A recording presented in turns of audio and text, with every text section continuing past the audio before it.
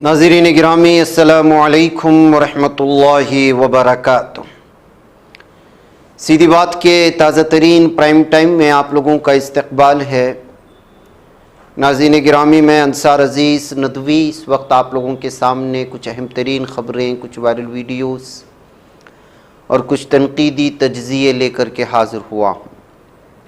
तफसीलात में जाने से पहले आप लोगों से जो दरख्वास्त होती है उस पर तवज्जो करने की अपील करूँगा। नाज़रीन गिरामी, जैसा कि आप अहबाब जानते हैं और इस बात को भूलना नहीं चाहिए कि वक्फ़ तरमीमी बिल को लेकर के मुस्लिम पर्सनल लॉ बोर्ड की जानिब से जो आवाज़ दी गई है और जहाँ जहाँ एहतिजाजात हो रहे हैं उस पर बढ़ चढ़ कर के हिस्सा लेना चाहिए। आज भी मुख्तलिफ़ इलाक़ों से ख़बरें आ रही हैं और हमें जिन्होंने भेजा है उसमें कर्नाटक के शिमोगा में बड़े पैमाने पर जो है एहतिजाजात दर्ज हुए हैं और बहुत बड़े पैमाने पर मुसलमान और गैर मुस्लिम हमारे इंसाफ पसंद भाई सब के सब इस रैली में, इस जुलूस में शरीक रहे और मुख्तलिफ़ किस्म की इस वक्त जो है उलमा इकराम ने बयानात भी दिए। तख्तियाँ जो उठाई हुई थी हाथ में उसमें कन्नड़ा ज़बान और उर्दू और मुख्तलिफ़ ज़बानों में वक्फ़ तरमीमी बिल के ख़िलाफ़ नारे लिखे हुए नज़र आए और बड़ी तादाद में लोगों ने अपनी ज़िम्मेदारी समझते हुए, फ़र्ज़ समझते हुए इसमें हिस्सा लिया। तो इस तरह नाज़रीन गिरामी, हर इलाक़े में इस वक्त आपको मालूम होना चाहिए कि जुलूस भी निकाले जा रहे हैं, जलसे भी हो रहे हैं और बड़े पैमाने पर लोग और मुसलमान इसमें शरीक हो रहे हैं और ऐसा होना चाहिए। हर इलाक़े का जलसा, हर इलाक़े का एहतिजाजी जलसा पूरी कामयाबी के साथ जो है आगे बढ़ रहा है। और सबसे बड़ी बात ये है कि बल्कि मैं इसका बार बार तज़किरा कर चुका हूँ कि जो है मुसलमान इस वक्त इस मामले में बड़ा संजीदा नज़र आ रहा है। हर मकतबे फ़िक्र का मुसलमान इसमें शामिल हो रहा है।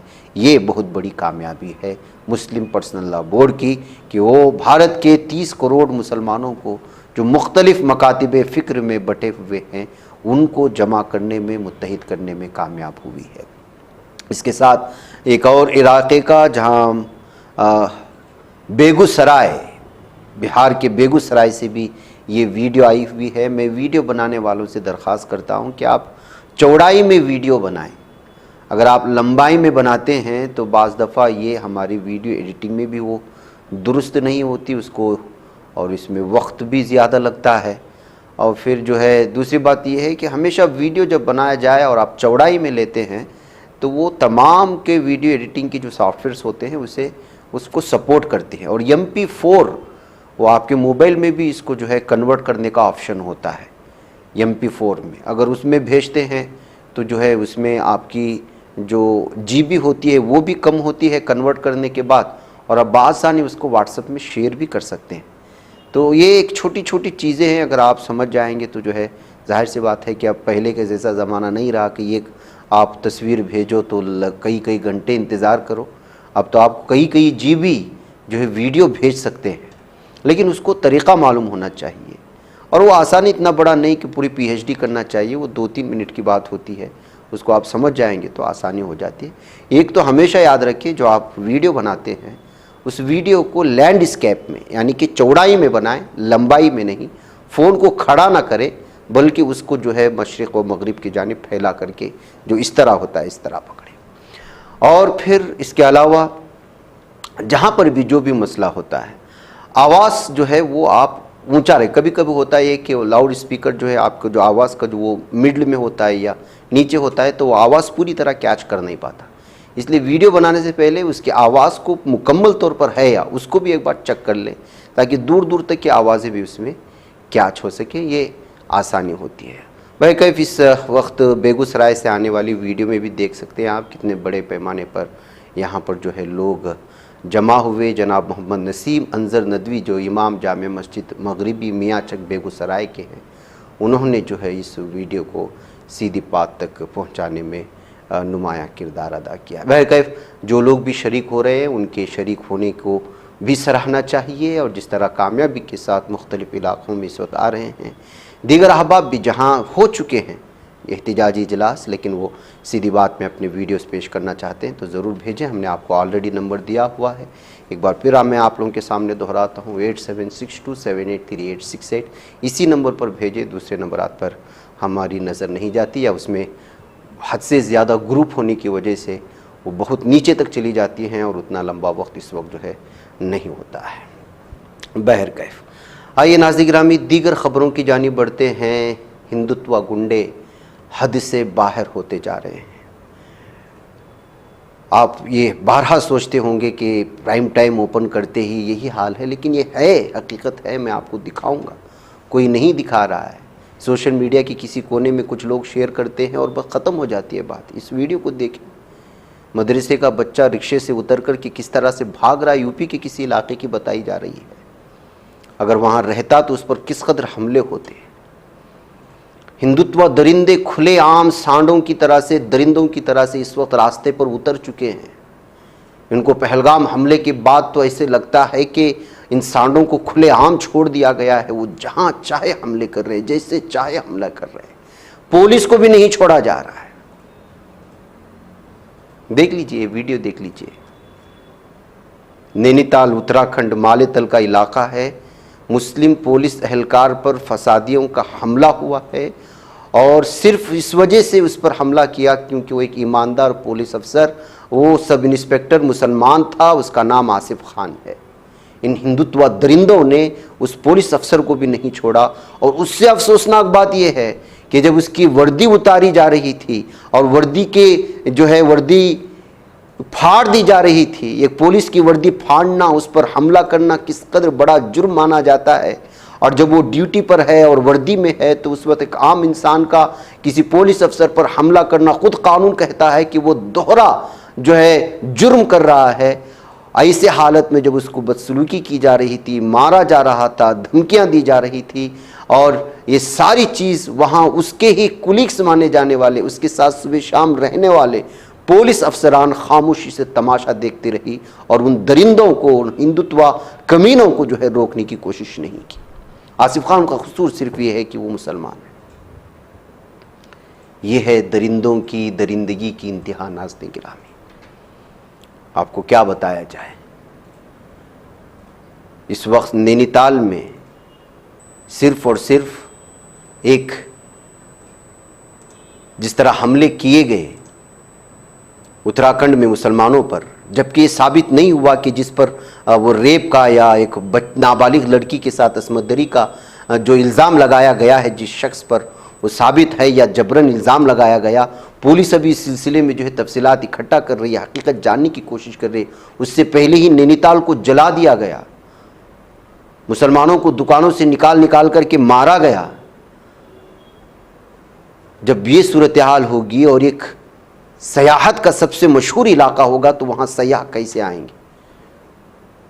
तोड़ फोड़, बंदिश, नतीजा ये निकला कि सयाहत के कारोबार को इस कदर नुकसान पहुंचा है कि अब कोई नैनीताल जाने से डर रहा है। ये शहर जो पहले सयाहों से खचाखच भरा होता था, अब वीरान दिखाई देता है क्योंकि सैकड़ों सयाह वापस आ रहे हैं या अपना सफ़र दरमियान में छोड़ करके वापस जा रहे हैं।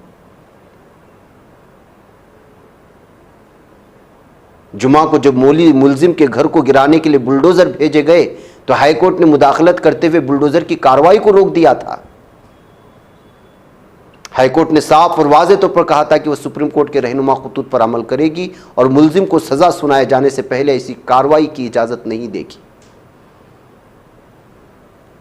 उत्तराखंड की मईशत में सयाहत का सबसे अहम तरीन किरदार है।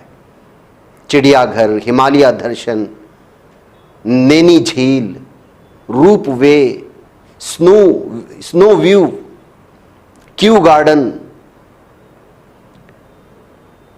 और नैनी झील में चलने वाली कश्तियां, ये सारे के सारे वहां पर जो है लोगों को, सयाहों को खींचते हैं। जिस तरह पहलगाम में हमले के बाद बहुत सारे इलाकों को खुद हुकूमत ने बंद कर रखा है, आज यहां पर वहाँ के मकामी दरिंदे, हिंदुत्व दरिंदों की जानिब से मुसलमानों पर और दीगर दुकानों पर हमले का नतीजा ये निकल रहा है कि खुद होटल एसोसिएशन के सदर दिग्विजय बिश्त ने कहा है कि कुछ दिन पहले तक सयाहत का कारोबार बहुत अच्छा चल रहा था, लेकिन अब सूरत हाल पूरी तरह बदल चुकी है। सारे के सारे होटल सयाहों से खाली हो चुके हैं। तो नाज़रीन गिरामी, ये सूरत हाल है। जाहिर सी बात है नाज़रीन गिरामी, कोई भी मुल्क खाना जंगी अगर किसी मुल्क में होता है, वो मुल्क तबाही के दहाने पर पहुंच जाता है। फिर उसके उठ खड़े होने के लिए कई कई साल लग जाते हैं। इंपोर्ट एक्सपोर्ट का शोबा बर्बाद हो जाता है। खुर्दोनोश की अशिया में लगातार जो है उसकी महंगाई बढ़ती चली जाती है। इंफ्रास्ट्रक्चर तबाह बर्बाद जब हो जाता है, जाहिर सी बात है आसपास रहने वाले दो लोग आपस में दुश्मन हैं, कारोबार कैसा चलेगा? खाना जंगी पूरे के पूरे ममालिक को तबाह बर्बाद कर देते हैं। हमारे पास मिसालें हैं, लेकिन क्या किया जाए? यहाँ की भारत के ना मीडिया को समझ में आ रहा है कि उनकी अपनी तबाहाली को वो लोग दावत दे रहे हैं, ना यहाँ की हिंदुत्व तंजीमों को इस बात की जानिब तवज्जो दिलाने की कोशिश करवाई जा रही है कि वो जो दरिंदगी फैला रहे हैं वो कल को जाकर के खाना जंगी की सूरत हाल अगर इख्तियार करेगी तो नुकसान तमाम धर्मों का होगा, नुकसान तमाम जातों का होगा, नुकसान हर उस शख्स का होगा जो महल में रहता हो या फिर किसी जो है छोटी सी बस्ती में, किसी स्लम एरिया में या किसी छोटी झोपड़ी में रहने वाला। नुकसान तो सबका होगा। और खाना जंगी कभी भी किसी मुल्क को तरक्यात की जानिब ले नहीं गई, वो एक 100 साल तक पीछे धकेल देती है। हमारे पास मिसालें हैं बहुत सारी। वो जंग जिस किसी मुल्क पर थोपी गई हो या फिर वहां अंदरूनी सतह पर खाना जंगी हो। साउथ अफ्रीका के कई ऐसे इलाके हैं, सीरिया की मिसाल हमारे सामने है, अफगानिस्तान की मिसाल हमारे सामने है, खुद पाकिस्तान इस वक्त खाना जंगी का शिकार है। यहाँ हर 2 महीने में, हर 6 महीने में, हर 2 हफ्ते में किसी न किसी मस्जिद पर अटैक होता है। तो ये खाना जंगी का निदा उन ममालिक के तबाहाली की हालत इसलिए है कि ये खाना जंगी है। इनके यहाँ ना महंगाई वो रूज पर है, तरक्यात कहीं नाम की नहीं, जराइम की हद हो चुकी है, इंफ्रास्ट्रक्चर में कोई भी किसी भी तरह की जो है वो तरक्यात नहीं है। आलमी बैंक से ही नहीं बल्कि जितने भी दुनिया में बैंक मौजूद हैं हर बैंक से कर्जा उठाए हुए हैं। ये क्यों होता है? ये उस वक्त होता है जब वहाँ के मकामी ज़ात पात के झगड़े, आपसी खाना जंगी उरूज पर होती है। तो फिर इन झगड़ों को ख़त्म किया जाए या मुल्क को तरक्की पर ले लिया जाए। अब देखिए, भारत की अगर बात करें, IHL इंडिया हेट लैब एक तंजीम है। हेट यानी कि नफरत, उसको लैब का एक उन्वान देकर के उसकी एक रिपोर्ट सामने आई है। एक तंजीम है। 22 अप्रैल से 2 मई के दरमियान में, यानी पहलगाम पर जो हमला हुआ उसके बाद से 9 रियासतों में और जम्मू कश्मीर में 64 हेट स्पीच के वाक़यात रिकॉर्ड किए गए, नफरत अंगेज तकारीर की,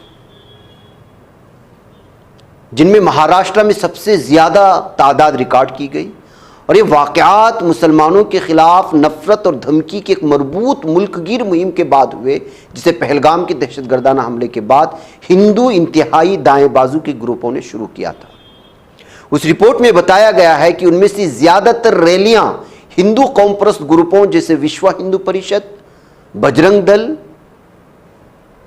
अंतर्राष्ट्रीय हिंदू परिषद AHP जिसको कहा जाता है, राष्ट्रीय बजरंग दल RBD जिसको कहा जाता है, हिंदू जन जागृत समिति या सकल हिंदू समाज, हिंदू राष्ट्र सेना, हिंदू रक्षा दल ने मुनक़िद की। और ये ग्रोह फिरकावाराना कशीदगी को हवा देने के लिए, यानी मुसलमानों के कत्लेआम की ये धमकियां दी गई थी। इसमें सबके सब में, सब प्रोग्रामों में समाजी इखराज, समाजी तौर पर मुसलमानों को कोने में कर देना, उनसे बोलचाल बंद, हर तरह के जो भी उनके साथ ताल्लुकातें ख़त्म करना और माशी बाइकाट के मुतालबात को मुतहर्रिक करने के लिए इस सानिया का फ़ायदा उठा रहे हैं। महाराष्ट्र में 17 वाक़यात की सबसे ज़्यादा तादाद दर्ज की गई उत्तर प्रदेश में 13, उत्तराखंड में 6, हरियाणा में 6, राजस्थान में 5, मध्य प्रदेश में 5, हिमाचल प्रदेश में 5, बिहार में 4 और छत्तीसगढ़ में 2। सिर्फ 22 अप्रैल से 2 मई के दरमियान में। उसके बाद पता नहीं और कितने हुए। तो नाज़रीन गिरामी, ये सूरत हाल है। अगर इस तरह आगे बढ़ते गए तो फिर सूरत हाल बहुत ही भयानक हो सकती है। सब्र की भी अपनी एक इंतहा होती है ना, और जब सब्र का दामन हाथ से जाने लगता है, जुल्म अपनी पीक पर पहुंच जाता है, तो फिर मजलूम भी वो बड़ा परेशान हो जाता है, मजबूर हो जाता है इंतहाई कदम उठाने के लिए। बहरकैफ all India Muslim personal law board ने सुप्रीम कोर्ट में एक जवाबी हलफनामा दाखिल कर दिया है, जिसमें मरकजी हुकूमत के उस बयान पर शदीद एतराज़ किया गया है कि सेंट्रल पोर्टल पर 2013 के बाद अपलोड की गई वफ़ अमलाक में हैरान कुन इजाफा हुआ है। बोर्ड ने दलील दी है कि मरकज़ ने गलत आदाद शुमार पेश किए हैं और अक़लियती उमूर की वजारत के अफसर के खिलाफ झूठा हलफनामा दाखिल करने के लिए कार्रवाई का मुतालबा किया गया है। कहा जाता है, ऐसा मालूम होता है कि यूनियन ऑफ इंडिया अपने हलफनामे में यह तजवीज़ कर रही है कि 2013 से पहले वफ़ के तौर पर रजिस्टर्ड तमाम जायदादों को फौरी तौर पर वामसी पोर्टल पर अपलोड कर दिया गया था। जब यह काम शुरू हुआ था, सफ़ा 158 पर 2013 में जायदादों की तादाद के उन्वान के साथ पहला कॉलम यह बताता है कि वफ़ जायदादों की तादाद सिर्फ मुतज़ाद अमलाक के रजिस्टर होने की अक्कासी करती है। हलफनामा इस मुअज़्ज़ज़ अदालत के सामने खुला नहीं है और ऐसा लगता है कि उसने बयान देने से एहतियात से गुरेज किया है कि तमाम रजिस्टर्ड वफ़ अमलाक को साल 2013 में वेब पोर्टल पर अपलोड किया गया था। चूँकि हलफनामे में ये अहम पहलू गायब है, इसलिए इस चार्ट की हुर्मत ही मशकूक बनाई गई है और यह हलफनामा इस वक्त दाखिल किया गया है। अंदरूनी सतह पर पूरी तरह से तैयारियां हो चुकी हैं कि एक मरतबा वक्त बिल पास हो जाए और इसको बाकायदा जो है तो किस तरह से उस पर कब्ज़ा किया जाए। वो अच्छा हुआ कि अभी जो है आरिज़ी तौर पर ही सही उस पर जो है किसी भी तरह के जो है फैसले पर सुप्रीम कोर्ट ने रोक लगा रखी है। बसूरत दीगर पता नहीं अभी तक कितनों पर कब्ज़ा हो चुका होता। बहरकैफ नाज़रीन गिरामी, एक सिंगर है जिसका नाम है सोनू निगम। ये हमेशा से जो है तनाज़े में घिरा रहता है। बेंगलुरु के एक गाने बजाने वाले प्रोग्राम में इसको दावत दी गई थी और मुख्तलिफ़ ज़बानों में गाना गाने के लिए ये मशहूर है। ऐसे में इसे किसी ने मुतालबा किया कि कन्नड़ा गाना भी गाओ, तो उसने कहा कि अपने बीच में गाना रोक कर के ये तो ऐसा ही है, मुझे जबर किया जा रहा है और इसी वजह से जो है पहलगाम जैसे हमले पेश आते हैं। पहलगाम में दहशतगर्दाना हमले इसकी नज़र में इसलिए पेश आते हैं क्योंकि इससे कन्नड़ा गाने का मुतालबा किया गया है और कन्नड़ा के सबसे ज़्यादा मशहूर होने वाले गाने खुद इसी ने गा करके करोड़ों रुपए का सरमाया भी बनाया है। कन्नड़ा फिल्म इंडस्ट्री में इसके गाने जितने मशहूर हुए हैं शायद ही किसी के गाने मशहूर हुए हों। कमाई भी कन्नड़ा गानों से कर रहा है और मुतालबा करने पर कह रहा है किसी वजह से पहलगाम जैसे हमले होते हैं। अब जाहिर सी बात है, कन्नड़ा कर्नाटका से ताल्लुक़ रखने वाली पूरी आबादी इसको अपनी तौहीन समझ रही है, तो कन्नड़ा ज़बान के तहफ़्फ़ुज़ के लिए काम करने वाली तंजीमें इस वक्त जो है पुलिस थाने में इसके खिलाफ शिकायत दर्ज किए हैं और बाकायदा FIR रजिस्टर्ड हो चुका है सोनू निगम के खिलाफ। बहरकैफ नाज़रीन गिरामी, मुझे इजाज़त दें। अस्सलामु अलैकुम रहमतुल्लाहि व बरकातुहू। बच पाता है कोई सहाफ़ी की निगाहों से, मिलाता है ये लोगों को मोहब्बत की पनाहों से। करम और दर्द मंदी का है एक संसार, सीधी बात अज़ीमत जुर्अतो हिम्मत का है इज़हार, सीधी बात अज़ीमत जुर्अतो हिम्मत का है इज़हार, सीधी बात। ये चैनल हक निगर बनकर कुचल देता है फितनों को।